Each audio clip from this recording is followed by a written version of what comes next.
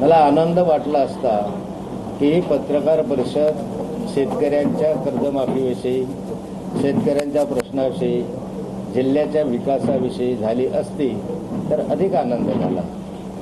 परंतु नाथाभाऊला टार्गेट करून ही पत्रकार परिषद सर्व आमदारांना घ्यावी लागली आणि इथल्या मंत्र्यांना घ्यावी लागली.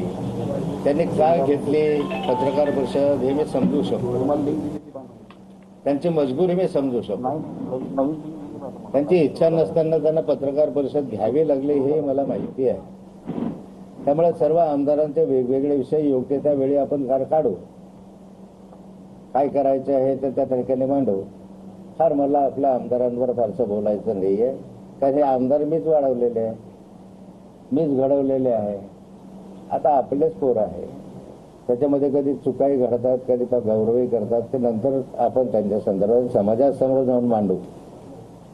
मूळ प्रश्न असा आहे की सर्व पत्रकार परिषद झाली यांची, पण जी पत्रकार परिषद मुळामध्ये घ्यायची होती किंवा राज्यभर जो विषय चाललाय हनी ट्रॅपिंगचा आणि प्रामुख्यानं प्रफुल्ल लोढाचा, त्या संदर्भात एकही शब्द बोलले नाही.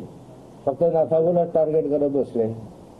आणि ह्या सर्वात महत्वाचं म्हणजे मंगेश चव्हाणने एक मोठा आरोप नाथाभाऊवर केला आणि तो म्हणजे चारित्र्यावर. मला जवळपास 1980 पासून तर आजपर्यंत 45 वर्ष झाले मी सक्रिय राजकारणात आहे. भाजपचे काम करतोय, खरेदी विक्रीचा चेअरमन होतो, सहकारी संस्थांचा अनेक वर्ष होतो, जिल्हा बँकेत 25 वर्ष आहे, अनेक ठिकाणी मी नेतृत्व केलेलं. आमदारकी म्हणून गिरीश म्हणतो मी 35 वर्षाचा आमदार झालो, मी 36व्या वर्षात आहे.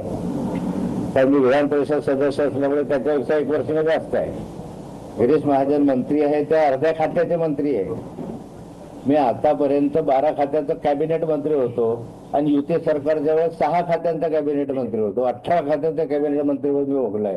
हे आपल्या गिरीश भाऊ अर्ध्या खात्याच्या कॅबिनेट मंत्री आहे, त्यांना पूर्ण खातं सुद्धा मिळालेलं नाहीये. पण मूळ प्रश्न असा आहे की या ठिकाणी मी आव्हान देतो मंगेश चव्हाणांना की माझ्याविषयी एक छोटीशी जरी गोष्ट असेल तुमच्याकडे पुराव्यानिशी ते समाजासमोर दाखवा. गप्पा काय म्हणता, समाजासमोर दाखवा. मी राजकारणात निवृत्त होईल, एक शब्द काढणार नाही. बाकी मी असं राजकारणात निवृत्त होणार नाही. मी जनमानसाचा प्रतिनिधी आहे. 45 वर्ष मी जनमानसामध्ये काम केलंय. जनतेचे प्रश्न महाराष्ट्राच्या विधानसभेत प्रकर्षाने मी मांडलेले आहे.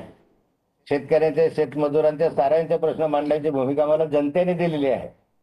जोपर्यंत मी राजकारणामध्ये आहे तोपर्यंत हे प्रश्न मी मांडणार आहे, भांडणार आहे, काढणार आहे, चालू ठेवणार आहे. नुसतं सर्वांनी काही म्हटलं की तुम्ही म्हणून होणार नाही, पण त्याचे पुरावे द्या. आयुष्याचं राजकारणाचं निवृत्त होईल. मूळ प्रश्न प्रफुल्ल लोढा.